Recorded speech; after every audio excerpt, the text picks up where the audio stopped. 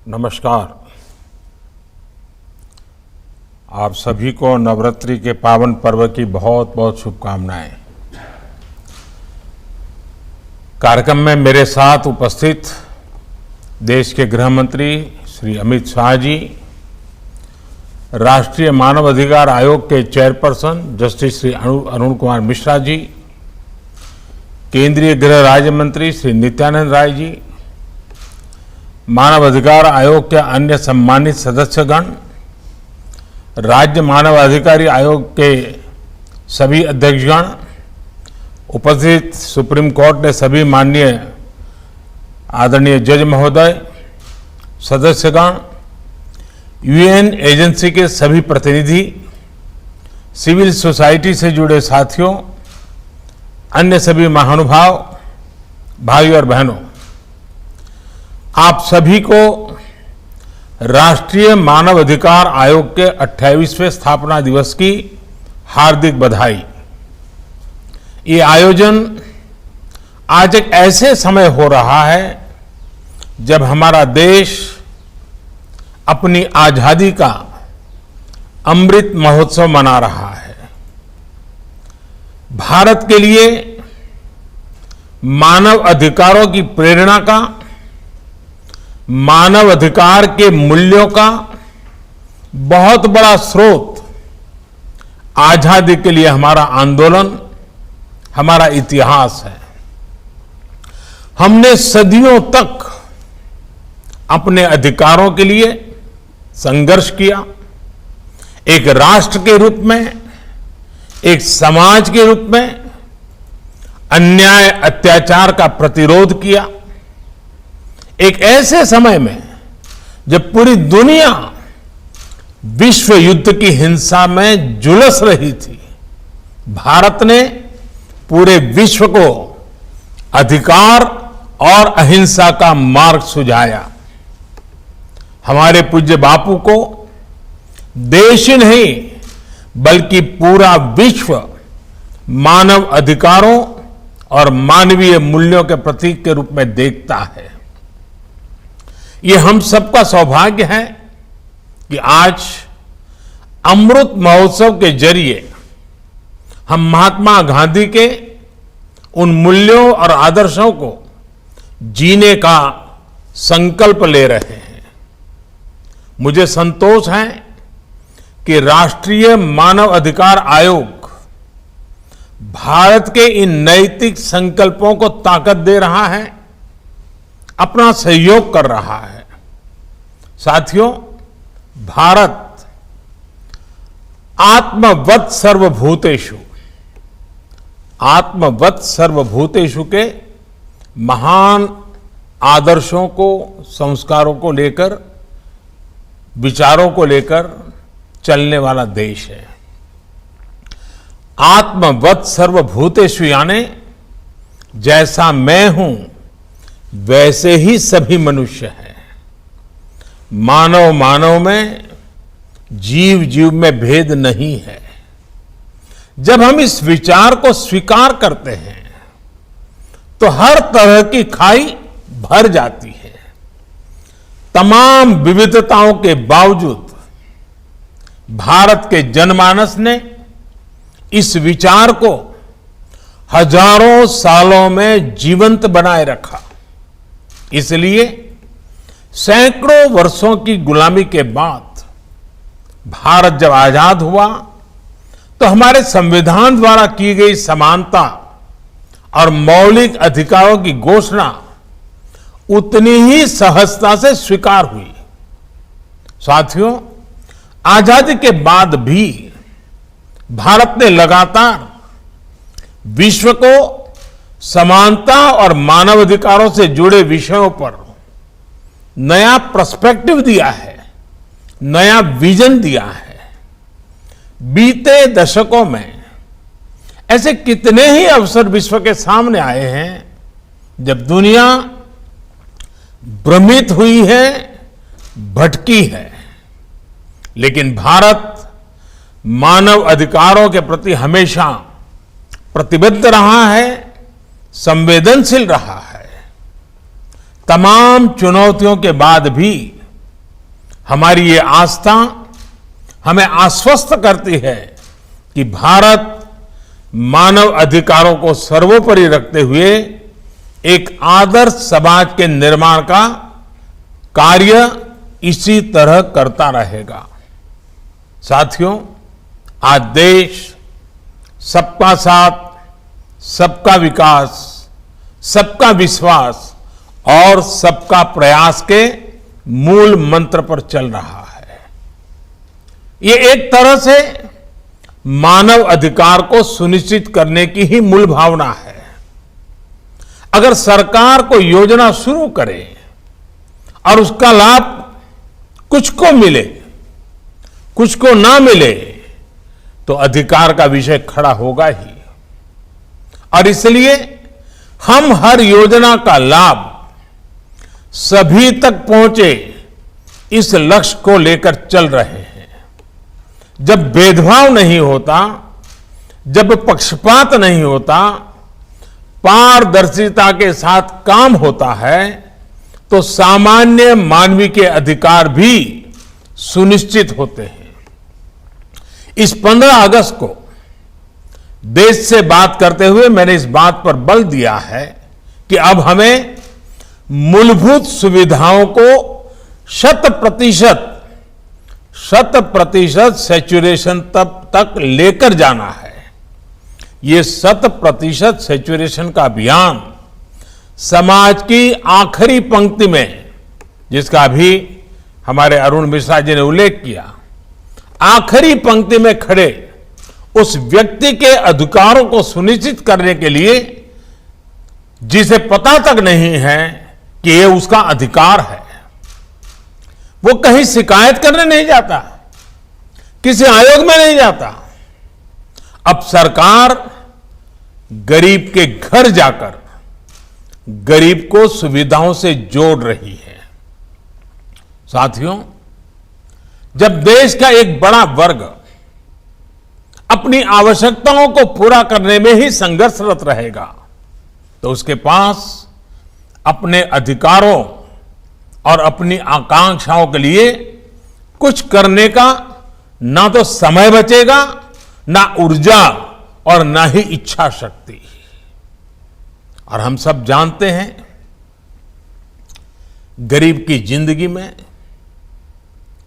हम अगर बारीकी से देखें तो जरूरत ही उसकी जिंदगी होती है, और जरूरत की पूर्ति के लिए वो अपना जीवन का पल पल, शरीर का कण कण खपाता रहता है।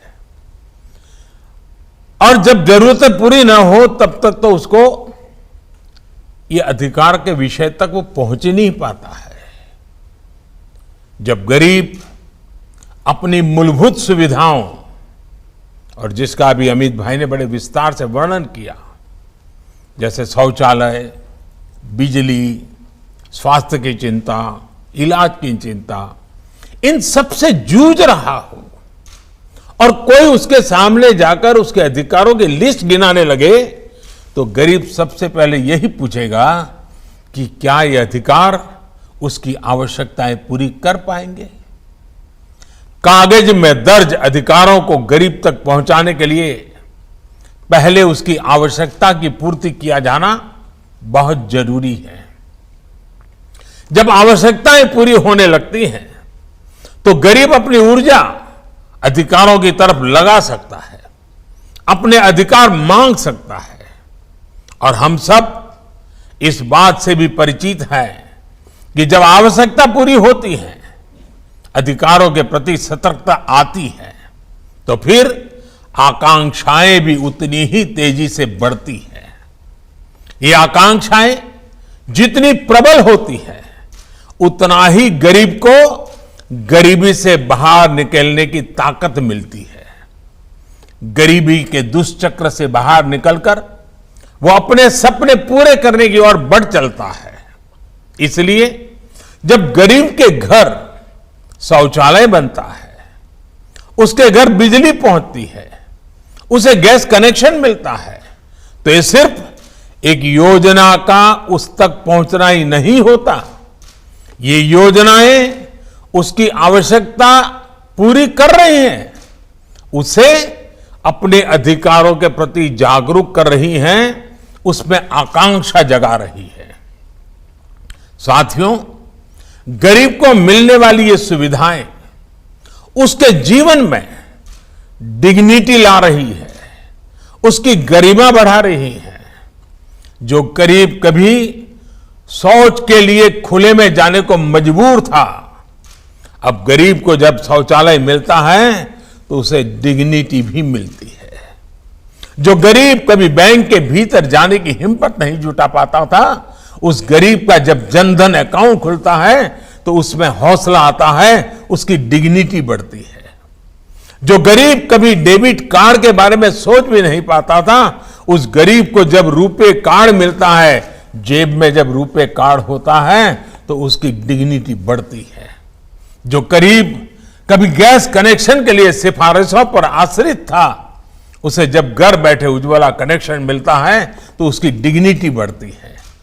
जिन महिलाओं को पीढ़ी दर पीढ़ी प्रॉपर्टी पर मालिकाना हक नहीं मिलता था, जब सरकारी आवास योजना का घर उनके नाम पर होता है तो उन माताओं बहनों की डिग्निटी बढ़ती है। साथियों, बीते वर्षों में देश ने अलग अलग वर्गों में अलग अलग स्तर पर हो रहे इनजस्टिस को भी दूर करने का प्रयास किया है। दशकों से मुस्लिम महिलाएं 3 तलाक के खिलाफ कानून की मांग कर रही थी। हमने ट्रिपल तलाक के खिलाफ कानून बनाकर मुस्लिम महिलाओं को नया अधिकार दिया है। मुस्लिम महिलाओं को हज के दौरान महरम की बाध्यता से मुक्त करने का काम भी हमारी ही सरकार ने किया है। साथियों, भारत की नारी शक्ति के सामने आजादी के इतने दशकों बाद भी अनेक रुकावटें बनी हुई थी।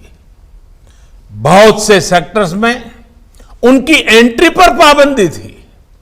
महिलाओं के साथ इनजस्टिस हो रहा था। आज महिलाओं के लिए काम के अनेक सेक्टर्स को खोला गया है।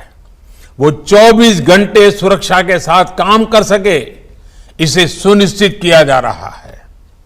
दुनिया के बड़े बड़े देश ऐसा नहीं कर पा रहे हैं, लेकिन भारत आज करियर वुमेन को 26 हफ्ते की पेड मैटरनिटी लीव दे रहा है। साथियों, जब उस महिला को 26 सप्ताह की छुट्टी मिलती है ना, वो एक प्रकार से वो नवजात बच्चे के अधिकार की रक्षा करता है। उसका अधिकार है उसकी मां के साथ जिंदगी बिताने का, वो अधिकार उसको मिलता है। शायद अभी तक तो हमारे कानून की किताबों में सारे उल्लेख नहीं आए होंगे। साथियों, बेटियों की सुरक्षा से जुड़े भी अनेक कानूनी कदम बीते सालों में उठाए गए हैं। देश के 700 से अधिक जिलों में वन स्टॉप सेंटर्स चल रहे हैं, जहां एक ही जगह पर महिलाओं को मेडिकल सहायता, पुलिस सुरक्षा, साइको सोशल काउंसलिंग, कानूनी मदद और अस्थायी आश्रय दिया जाता है। महिलाओं के साथ होने वाले अपराधों की जल्द से जल्द सुनवाई हो, इसके लिए देश भर में 650 से ज्यादा फास्ट ट्रैक कोर्ट्स बनाई गई है।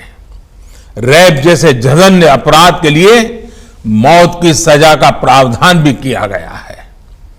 Medical termination of pregnancy act, इसमें संशोधन करके महिलाओं को एबॉर्शन से जुड़ी स्वतंत्रता दी गई है। सुरक्षित और कानूनी एबॉर्शन का रास्ता मिलने से महिलाओं के जीवन पर संकट भी कम हुआ है और प्रताड़ना से भी मुक्ति मिली है। बच्चों से जुड़े अपराधों पर लगाम लगाने के लिए भी कानूनों को कड़ा किया गया है। नई फास्ट ट्रैक कोर्ट्स बनाई गई है। साथियों, हमारे दिव्यांग भाई बहनों की क्या शक्ति है, ये हमने हाल के पैरालंपिक में फिर अनुभव किया है। बीते वर्षों में दिव्यांगों को सशक्त करने के लिए भी कानून बनाए गए हैं, उनको नई सुविधाओं से जोड़ा गया है।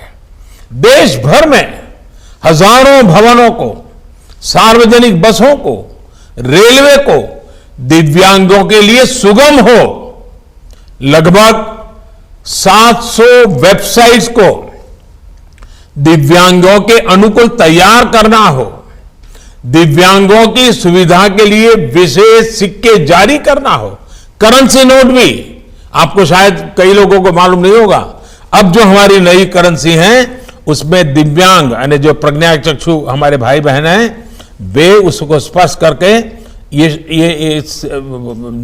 करेंसी नोट कितनी कीमत की है वो तय कर सकते हैं। ये व्यवस्था की गई है। शिक्षा से लेकर स्किल्स से लेकर अनेक संस्थान और विशेष पाठ्यक्रम बना रहा हो, इस पर बीते वर्षों में बहुत जोर दिया गया है। हमारे देश की अनेक भाषाएं हैं, अनेक बोलियां हैं और वैसा ही स्वभाव हमारे साइनेजीज में था। मूक बधिर हमारे दिव्यांगजन जो है, अगर वो गुजरात में जो साइनेजीज देखता है, महाराष्ट्र में अलग, गोवा में अलग, तमिलनाडु में अलग, भारत ने इस समस्या का समाधान करने के लिए पूरे देश के लिए एक साइनेजीज की व्यवस्था की, कानूनन की और उसकी प्रेरित ट्रेनिंग का। ये उनके अधिकारों की चिंता और एक संवेदनशील अभिगम का परिणाम है।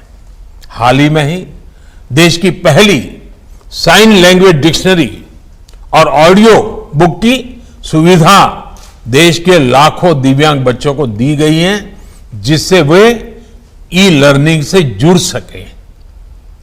इस बार जो नई नेशनल एजुकेशन पॉलिसी आई है उसमें भी इस बात को विशेष रूप से ध्यान रखा गया है।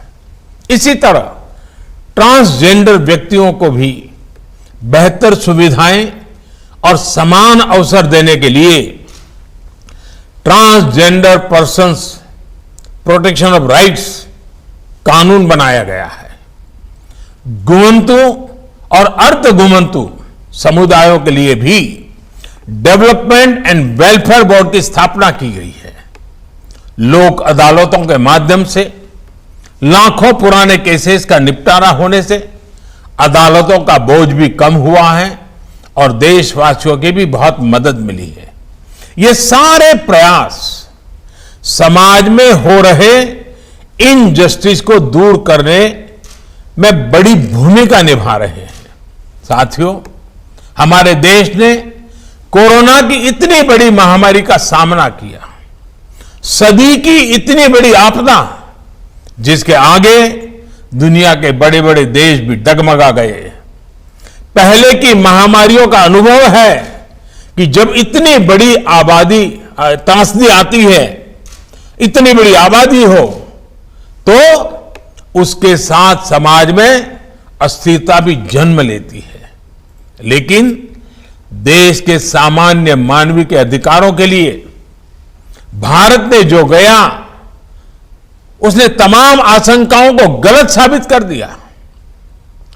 ऐसे कठिन समय में भी भारत ने इस बात का प्रयास किया कि एक भी गरीब को भूखा नहीं रहना पड़े। दुनिया के बड़े बड़े देश नहीं कर पा रहे हैं, लेकिन आज भी भारत 80 करोड़ लोगों को मुफ्त अनाज मुहैया करा रहा है। भारत ने इसी कोरोना काल में गरीबों, असहायों, बुजुर्गों को सीधे उनके खातों में आर्थिक सहायता दी है। प्रवासी श्रमिकों के लिए one nation one ration card की सुविधा भी शुरू की गई है, ताकि वो देश में कहीं भी जाए उन्हें राशन के लिए भटकना न पड़े। भाई और बहनों, मानवीय संवेदना और संवेदनशीलता को सर्वोपरि रखते हुए सबको साथ लेकर चलने के ऐसे प्रयासों ने देश के छोटे किसानों को बहुत बल दिया है। आज देश के किसान किसी तीसरे से कर्ज लेने के लिए मजबूर नहीं है। उनके पास किसान सम्मान निधि की ताकत है, फसल बीमा योजना है, उन्हें बाजार से जोड़ने वाली नीतियां हैं। इसका परिणाम यह है कि संकट के समय भी देश के किसान रिकॉर्ड फसल उत्पादन कर रहे हैं। जम्मू कश्मीर और नॉर्थ ईस्ट का उदाहरण भी हमारे सामने है। इन क्षेत्रों में आज विकास पहुंच रहा है। यहां के लोगों का जीवन स्तर बेहतर बनाने का गंभीरता से प्रयास हो रहा है। ये प्रयास मानव अधिकारों को भी उतना ही सशक्त कर रहे हैं। साथियों, मानव अधिकारों से जुड़ा एक और पक्ष है जिसकी चर्चा मैं आज करना चाहता हूं। हाल के वर्षों में मानव अधिकार की व्याख्या कुछ लोग अपने अपने तरीके से अपने अपने हितों को देखकर करने लगे हैं। एक ही प्रकार की किसी घटना में कुछ लोगों को मानव अधिकार का हनन दिखता है और वैसी ही किसी दूसरी घटना में इन्हीं लोगों को मानव अधिकार का हनन नहीं दिखता। इस प्रकार की मानसिकता भी मानव अधिकार को बहुत ज्यादा नुकसान पहुंचाती है। मानव अधिकार का बहुत ज्यादा हनन तब होता है जब उसे राजनीतिक रंग से देखा जाता है, राजनीतिक चश्मे से देखा जाता है, राजनीतिक नफा नुकसान के तराजू से तोला जाता है। इस तरह का सिलेक्टिव व्यवहार लोकतंत्र के लिए भी उतना ही नुकसानदायक है। हम देखते हैं कि ऐसे ही सिलेक्टिव व्यवहार करते हुए कुछ लोग मानव अधिकारों के हनन के नाम पर देश की छवि को भी नुकसान पहुंचाने का प्रयास करते हैं। ऐसे लोगों से भी देश को सतर्क रहना है। साथियों, आज जब विश्व में मानव अधिकारों की बात होती है तो उसका केंद्र इंडिविजुअल राइट्स होते हैं, व्यक्तिगत अधिकार होते हैं। ये होना भी चाहिए, क्योंकि व्यक्ति से ही समाज का निर्माण होता है और समाज से ही राष्ट्र बनते हैं। लेकिन भारत और भारत की परंपरा ने सदियों से इस विचार को एक नई ऊंचाई दी है।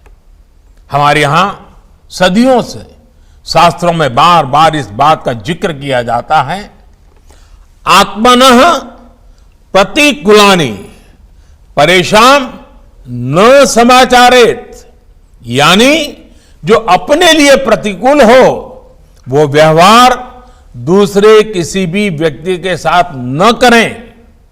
इसका अर्थ यही है कि मानव अधिकार केवल अधिकारों से नहीं जुड़ा, बल्कि यह हमारे कर्तव्यों का विषय भी है। हम अपने साथ साथ दूसरों के भी अधिकारों की चिंता करें, दूसरों के अधिकारों को अपना कर्तव्य बनाएं। हम हर मानव के साथ समभाव और ममभाव रखें।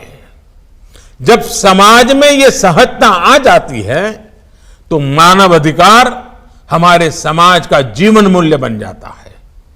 अधिकार और कर्तव्य ये दो ऐसी पटरियां हैं जिन पर मानव विकास और मानव गरिमा की यात्रा आगे बढ़ती है। अधिकार जितना आवश्यक है, कर्तव्य भी उतने ही आवश्यक है। अधिकार और कर्तव्य की बात अलग अलग नहीं होनी चाहिए, एक साथ ही की जानी चाहिए।